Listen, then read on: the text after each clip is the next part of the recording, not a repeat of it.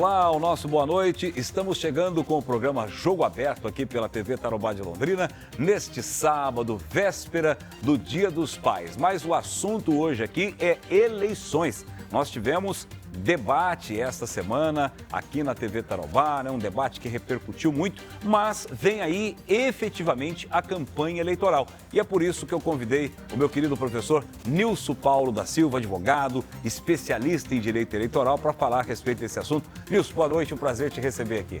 Boa noite, Fernando, que bom realmente, né? Ano eleitoral, o ano das emoções. Exatamente. Vamos lá, vamos conversar um pouco sobre isso daí. Vocês já fizeram aí o esquenta nesta semana com o debate aí. Gostou do debate? Gostei do debate, viu? Os candidatos começam a se apresentar, o eleitor também começa a ter aí uma simpatia, uma conexão. Eu acho que o ano é propício para isso. Tá certo. Nilson, e a campanha efetivamente? Propaganda eleitoral no rádio, na televisão? Porque nas redes sociais a gente já está vendo aí faz tempo, né? A pré-campanha, né? É, a pré-campanha. Mas no rádio, na televisão, aquela oficial mesmo, uns 45 dias ali, começa quando? Muito bem, Fernando. Olha, liderança partidária, candidatos, também o eleitor, né? Precisa saber o seguinte, nós estamos agora já no início da campanha eleitoral. A campanha eleitoral vai começar em menos de uma semana. Na próxima sexta-feira, dia 16 de agosto, é o primeiro dia da campanha eleitoral. E é o primeiro dia com absolutamente tudo. Não é 100% tudo, porque rádio e televisão só vai começar lá no dia 30 de agosto. Mas é possível distribuição de material de santinho, jornal, adesivo, perfurado, é possível caminhada, carreata, é possível fazer o material chegar ao eleitor já a partir do dia 16 de agosto. E aí vamos até o dia 6 de outubro. Tinha aquela regra, né, Nilson, de não poder pedir voto e também o candidato não tinha o número, né? Exatamente. A partir de quando ele passa a ter o número e ele pode falar para o eleitor, vote em mim, porque até então não pode. Perfeitamente. Então, nós temos hoje, Fernando, a pré-campanha. A pré-campanha é um período muito longo. Termina a eleição, começa a pré-campanha. Então, você imagina, né? Vamos terminar a eleição em outubro, novembro, já começamos a pré-campanha municipal para 2028. Então, é um período muito longo. A pré-campanha hoje se confunde muito com a campanha, porque na pré-campanha também é possível fazer reuniões, é possível distribuir um materialzinho, é possível utilizar as redes sociais, mas tem uma proibição inteira durante a pré-campanha. Qual que é a proibição? Não pode pedir votos e não pode divulgar o número. Quando é que aparece o número? O número aparece na convenção partidária. Estamos saindo agora do período das convenções partidárias, foi até o último dia 5 de agosto. Lá na convenção, o partido escolheu o candidato escolheu o seu número, mas ele somente vai poder divulgar o número e pedir o voto a partir da campanha eleitoral. Portanto, número e pedido de voto a partir do dia 16 de agosto. Agora, quem fizer isso antes está sujeito a uma série de sanções. Tem sanções e são sanções pecuniárias, viu, Fernando? Hoje, você pedir voto e divulgar o número, isso significa que você antecipou a campanha, que a campanha vai começar no dia 16. Sim. Se pedir antes, antecipou. Se antecipar, tem multas que começam a partir de R$5.000. Então, é uma multa pesada para antecipar. Não adianta antecipar o número e nem pedir o voto. E atenção, e pedir o voto, Fernando, não é apenas pedir o voto de forma objetiva. Olha, Fernando, eu sou candidato, quero o seu voto. Também, o pedido de voto significa um pedido subjetivo. A Justiça Eleitoral fala em palavras mágicas, né? Palavras mágicas são essas. Exatamente. Conto com você, não se esqueça de mim. Olha, dia 6 de outubro, hein? Tá chegando a hora. Isso tudo pode caracterizar? Isso tudo pode caracterizar um pedido de voto e a legislação eleitoral, infelizmente, eu até acho que é infelizmente, tá? Se hoje você tem uma pré-campanha muito longa, qual que é o problema também de você falar, conto contigo, venha comigo, estamos juntos, não tem nenhum problema. Mas a legislação, o legislador, resolveu proibir, você não pode ter a conexão com o voto. Portanto, pedir voto de forma objetiva ou de forma subjetiva, dia 16 de agosto. Próxima sexta-feira, tá aí, segura um pouquinho aí, calma com a ansiedade, que daqui a pouquinho você vai poder pedir o seu voto. Agora, ele pode já ir apresentando propostas, né? Perfeitamente. Na saúde eu vou fazer isso, na educação eu vou fazer aquilo. A gente viu no debate, né? Já os candidatos falando aí o que podem fazer, o que não podem e tal. Então isso isso é tranquilo. Tranquilo, sem problema nenhum. Você tem até a convenção eleitoral, você tem o pré-candidato e você tem a pré-campanha. A pré-campanha vai até o dia 15 de agosto. Mas já são todos candidatos. Mas a convenção tem este poder, né, de transformar o pré-candidato em candidato. Ele é candidato, fazendo pré-campanha até o próximo dia 15. Neste momento, o que é que ele pode fazer até o próximo dia 15? Ele pode se apresentar, ele pode falar das razões pelas quais ele é candidato, ele pode falar o que ele pretende fazer, ele pode falar como ele pretende fazer, ele pode fazer isto onde? Rádio, televisão, jornal, internet, pode usar amplamente as redes sociais. Cada vez mais a campanha, a pré-campanha, ela está ficando digital e, portanto, está totalmente autorizado. Só tomar este cuidado, né? De não divulgar o número e de pedir o voto. E ainda assim, Fernando, você tem sempre uma divulgação. Prefeitos, porque o número do prefeito está vinculado ao partido. Então, é do PP é 11, é do PT é 13, é do PL é 22. Certo. Então, está ligado ao número do partido. O partido faz propaganda o tempo todo, né? Sim. Então, o candidato a prefeito, ele sempre tem uma vantagem automaticamente por conta do partido. Agora, o candidato ao parlamento, o vereador, o deputado, aí ele constrói o número dele. Começa com o número do partido, mas ele agrega outros números. Então, por esta razão, ele aí sai em desvantagem, mas ninguém pode falar do número até o próximo dia 16. Perfeito. Nilson, uma coisa interessante também, pode fazer aglomerações e reuniões, o candidato pode fazer? Promover campeonatos de futebol, promover churrascadas, essas coisas? Muito Pode? bom, olha, não, a campanha começa no dia 16. A partir do dia 16 ele pode fazer caminhada, carreata, passeata, nenhum problema. E até lá, ele pode promover essas reuniões. Neste momento, ele está no momento da autoapresentação. Ele não pode realizar aglomerações, não pode promover, nem agora, nem na campanha, nenhum tipo de churrascada, de jogo de futebol, distribuir de evento, distribuir uniformes. Lá na campanha ele vai poder entregar uniforme para o pessoal que vai trabalhar na campanha. Agora, uniforme para time de futebol, nem pensar, né? Isto é proibido, não é permitido. Não posso colocar lá o nome na camisa do time de futebol? Não é possível, não é permitido. É um modelo de campanha irregular. Perfeito. Isso aí é importante. Tem gente que já fez isso no passado. Já né? fez. Tem muita gente que até hoje, Fernando, ainda pergunta, eu posso patrocinar aqui um jogo de camisa? Um campeonato? Um campeonato? O candidato, ele não pode fazer absolutamente nenhum tipo de patrocínio. Certo. Não pode entregar bens, não pode entregar benefícios, ele apenas se apresenta e na campanha ele pode fazer reuniões, ele pode fazer visitas, ele pode fazer o comício, né? Que é uma grande... Comício ainda existe? Tem a previsão na legislação, tem uns que ainda né? fazem. Tem alguns que ainda fazem o comício. E pode levar cantor famoso para comício, essas coisas? A legislação mudou neste sentido, né? Já há um bom tempo aqui, nós já estamos há mais de uma década com várias proibições na campanha eleitoral.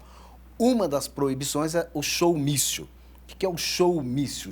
O comício se tornar um show. Não é possível para fazer a atração.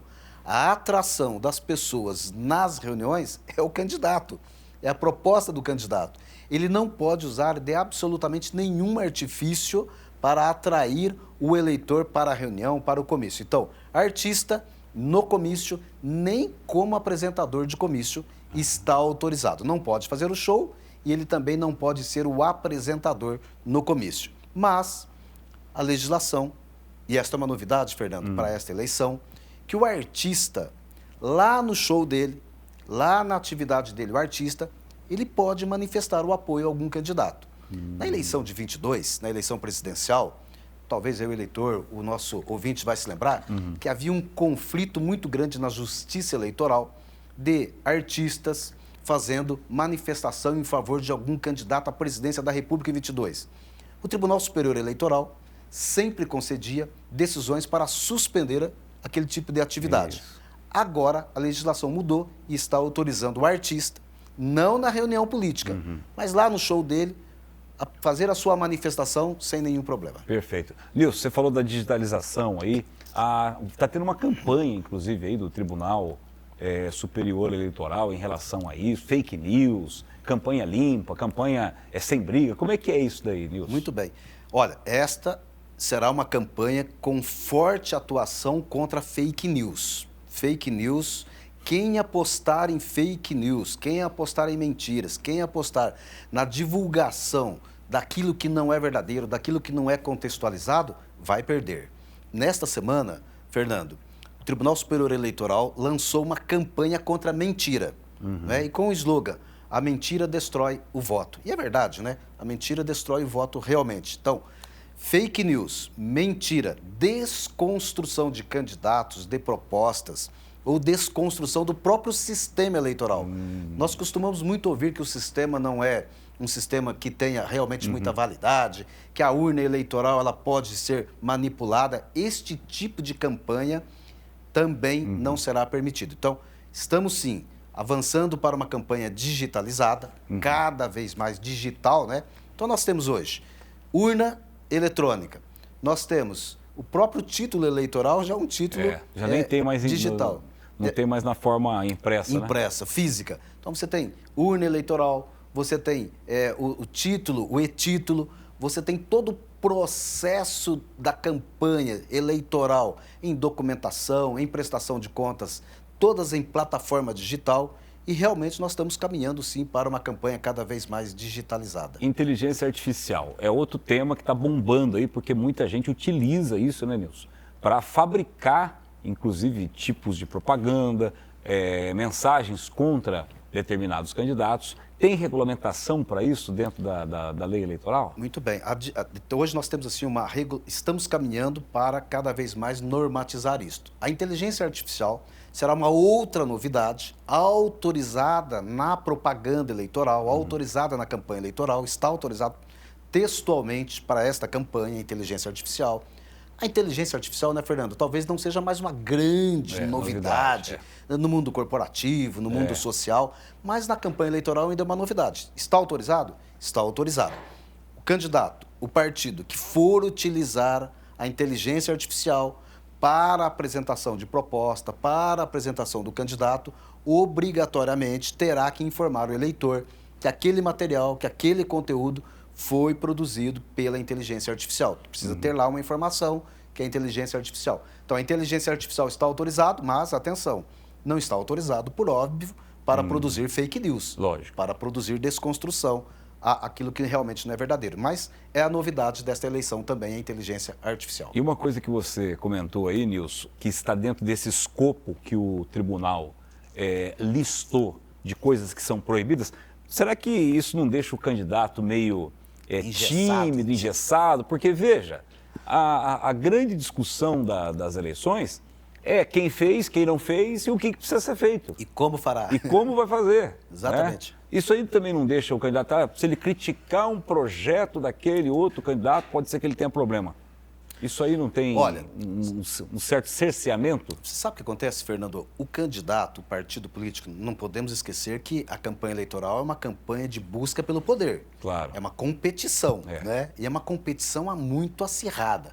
Os nervos, a sensibilidade fica muito à flor da pele do candidato, do líder partidário, do dirigente que está ali, do coordenador de campanha.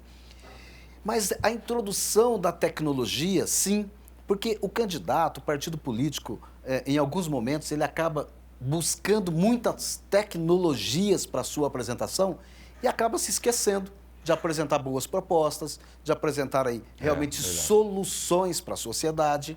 E, de fato, eu concordo com você, que isso acaba trazendo um congelamento no candidato, acaba trazendo uma redução no debate das propostas. É verdade. Tem candidato que não está nem aí com isso, né? O cara fica produzindo fake news o dia inteiro, quer nem saber, já leva 200 processos, quer nem saber e continua. Mas aquele candidato que é responsável, aquela campanha, né, Nilson, que é responsável, faz isso. Bom, vamos fazer um rápido intervalo. Daqui a pouco eu vou abordar um outro assunto interessantíssimo com o doutor Nilson.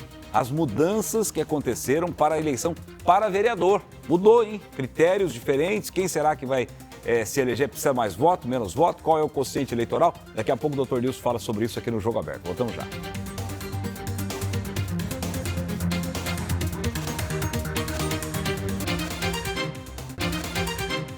Estamos de volta com o Jogo Aberto aqui pela TV Tarobá de Londrina, conversando hoje com o Dr. Nilson Paulo da Silva, advogado, especialista em direito eleitoral, falando sobre as novidades, campanha se aproximando, tem muita novidade nessas eleições. Professor Nilson, eu me lembro que nós conversávamos em outras entrevistas sobre a questão da cota de gênero, quer dizer, exige-se, né, que tenha um percentual ali dentro da chapa, né, na chapa proporcional, né, de vereadores, para vereadores, número de mulheres. Qual é esse número? Como que ficou essa questão, Nilson? Muito bem. Olha, cada vez essa é uma eleição em que a cota de gênero será muito bem observada, não apenas para a formação, não apenas do papel e não apenas também na formação da chapa de vereadores. Obrigatoriamente. Agora, não é? Nós não temos mais a reserva, mas nós temos que fazer a implementação dentro de uma chapa de vereadores, 30% de um gênero no mínimo, 70% de outro gênero no máximo. Hoje nós falamos muito que 30% são ocupados pelo gênero feminino, Fernando, até por conta da participação ainda tímida das mulheres na campanha. Então, as mulheres acabam ficando com esses 30%, mas não há absolutamente nenhum problema que fosse uma chapa invertida, com 30% de homens, 70% de mulheres. Bom, então a formação da cota de gênero significa que o partido precisa ter essa chapa feminina e masculina. E atenção, você que também vai participar do processo eleitoral, temos uma grande novidade aqui. Esta exigência de formação da chapa vai lá para a campanha eleitoral. Então, nós temos agora a lei que diz o seguinte: pode ser considerado fraude se as mulheres não fizerem campanha, mobilização de campanha, de fato, não demonstrar que efetivamente fez campanha, se na campanha de mulheres não tiver investimento financeiro. Os partidos precisam ter gasto financeiro na campanha de mulheres. E terceiro, votos. Precisa ter votos. Sim. E não votos insignificantes, votos razoáveis segundo a própria campanha realizada pelas mulheres. Então, nós temos aqui uma motivação. Sim. E o tempo todo, né, a Justiça Eleitoral tem incentivado esta participação. Os partidos têm acesso a financiamentos durante o período antes das eleições para fazer a promoção da participação feminina. Chegando na campanha, portanto, chapa com mulheres, mulheres fazendo campanha, realizando investimentos na sua campanha e tendo votos no resultado. Porque, se for considerado fraude a presença feminina, isto acaba complicando a chapa inteira, mesmo depois das eleições. E o maior fiscal disso daí é o próprio adversário, né? O próprio adversário fará isso. Você vai ficar vigiando o outro ali. Porque a Justiça Eleitoral não tem condição de não faz, né? Essa fiscalização interna fica realmente pelo adversário, até porque o adversário, se ele não for eleito, a chapa não for eleita, e por uma diferença pouca de votos, ele vai buscar aí irregularidades na campanha. E uma regularidade que pode ser alcançada é a fraude de gênero dentro da chapa. Que coisa interessante. É a participação, as mulheres demoraram a chegar, né, nessa participação, e hoje elas têm incentivo. Tem incentivo de participação, tem incentivo no financiamento. Sim. Né? Hoje o recurso público é separado um percentual obrigatório para a participação feminina e isto realmente acaba trazendo, portanto, esta necessidade de organização da liderança partidária. Você falou uma coisa que me ocorreu aqui, uma pergunta, Nilson. Antigamente, nós tínhamos financiamento privado de campanha. Eu me lembro que depois da Lava Jato, aquela coisa toda, mudou a lei, não permitindo. Aí veio o fundão, né? Fundão com Fundo Especial de 4,9 bi. Quase 5 bilhões. E mesmo assim, ainda a pessoa física ainda pode doar dinheiro para a campanha? Como que funciona hoje o financiamento de campanha, Fernando? Hoje nós temos esse Fundo Especial de Financiamento de Campanha, que substituiu as doações das pessoas jurídicas no passado. As pessoas jurídicas hoje não participam do processo eleitoral. Aí você tem esse recurso público de 5 bilhões só do fundo especial, mas tem um fundo partidário também, que vai mais de R$1 bilhão aí. Você tem 6 bilhões de reais.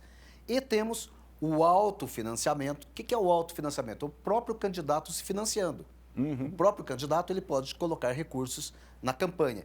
E você tem aí a quarta modalidade, que são as doações de pessoas físicas. Então você tem fundo público, autofinanciamento e doações de pessoas físicas né, que são simpatizantes, que querem apoiar a candidatura.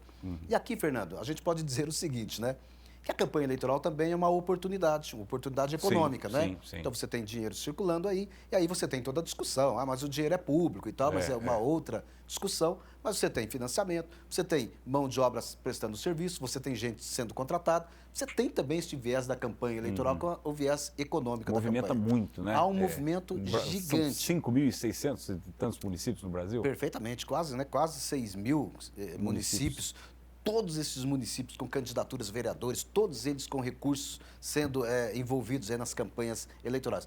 É um volume significativo, porque além desses 6 bilhões, você tem, portanto, todo o autofinanciamento e você tem as doações de campanha. Muito bem. Bom, o doutor Nilson falou aqui que eleição é uma disputa pelo poder, disputa por vagas, né? Temos a majoritária e temos a proporcional. Nilson, na campanha, na eleição proporcional, eleição para vereador, né? O que mudou em termos de quociente, de quantidade de voto necessário? Porque a gente sabe, né? Às vezes, nós estamos fazendo a cobertura das eleições aqui, é muito comum.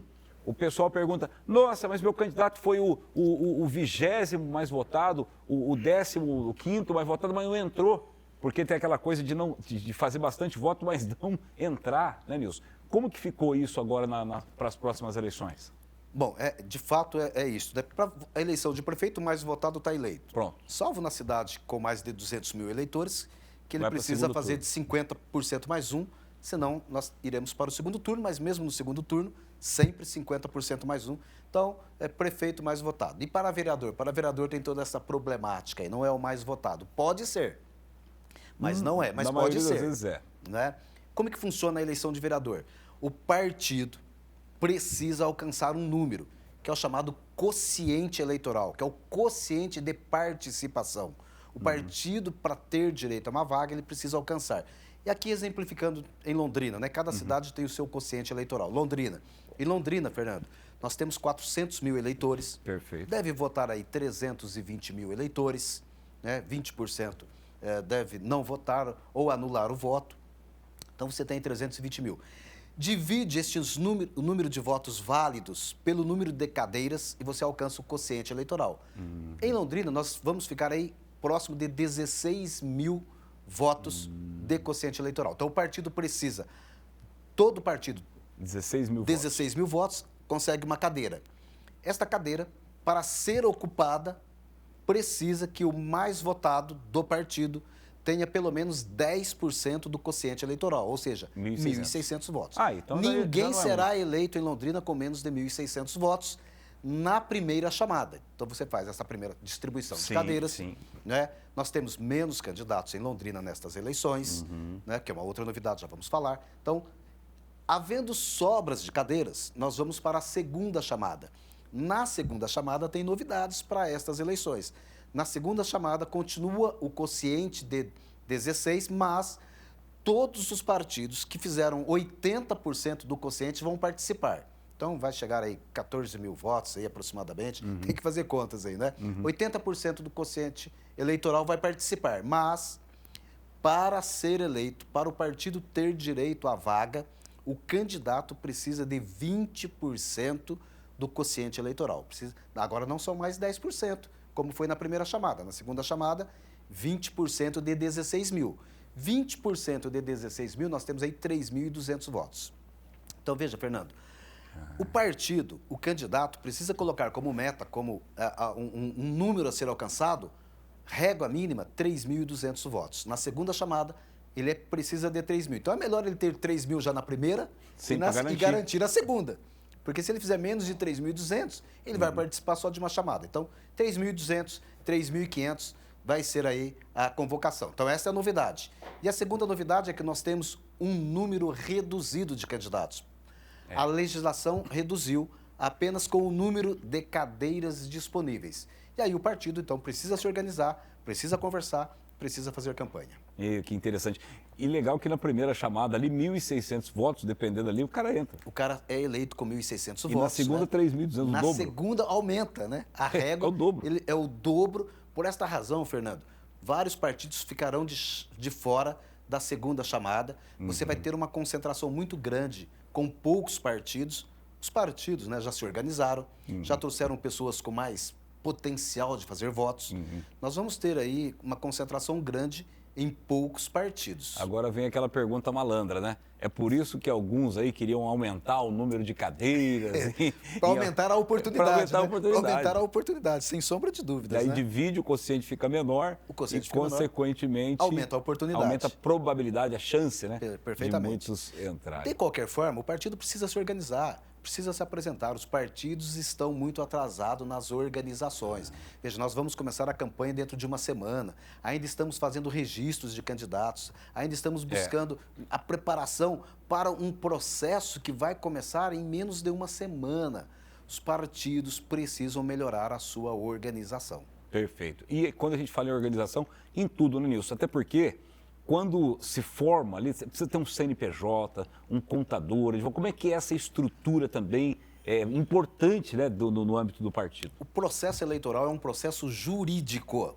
Tudo que acontece há uma norma, há uma regulamentação. Por essa razão, precisa ter bons advogados que entendam das normas e possam orientar os líderes partidários, bons contadores, porque agora nós temos recursos públicos. Todo o recurso de campanha já é público, mas você precisa fazer toda a informação rápida, urgente. Olha, daqui a uma semana começa a campanha, daqui a 30 dias já tem a primeira prestação de contas. Olha então aí. o partido precisa estar organizado, precisa sim buscar de um período mais longo a sua organização. Outra coisa, Nilson, eu acho que essa pergunta, né, pela sua experiência aí, é fundamental. Por que muitos candidatos, e aí é um questionamento para a própria Justiça Eleitoral, que é tida como uma justiça rápida, não é? De decisões rápidas, impugnação aqui, sai ali e tal. Mas por que alguns candidatos conseguem ir para o jogo, ir para a eleição, sub júdice? E lá na frente termina, passa a eleição, o eleitor vota naquele sujeito, aí depois o cara não pode assumir. Pois é. Fernando, precisamos de uma reforma eleitoral, precisamos de uma reforma política para resolver estes problemas, porque a legislação hoje permite qualquer pessoa que tenha sido escolhida lá na convenção partidária encaminhar o registro. E o conceito de analisar se a pessoa realmente tem os requisitos de registrabilidade, de elegibilidade, fica para depois. O período é muito curto, então precisa aumentar os períodos para isto, precisa melhorar a condição de escolha dentro dos partidos.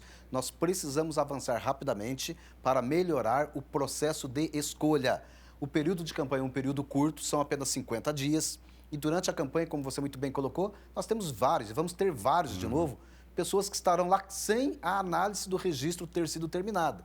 Em alguns casos, a análise termina depois da eleição. Exato. E aí você pode ter o risco. E o risco, portanto, não é só do candidato, o risco também é do eleitor que faz o seu voto neste candidato. Perfeito. Nilson, infelizmente o nosso tempo terminou, mas mais uma vez te agradeço aí pela aula que você deu pra gente aqui no programa. Muito obrigado pela tua participação. Eu que agradeço e parabéns a Tarobá, sempre presente nesse momento, né? Sempre no Esquenta e sempre presente também no dia a dia. Estamos à disposição. Obrigado, Nilson. E um feliz Dia dos Pais para você. Obrigado, exatamente, a todos os pais. A todos os pais que estão nos acompanhando. Muito obrigado a você também que nos acompanhou. E eu volto segunda-feira com o Primeira Hora e sábado que vem no Jogo Aberto aqui com outro convidado. Tchau.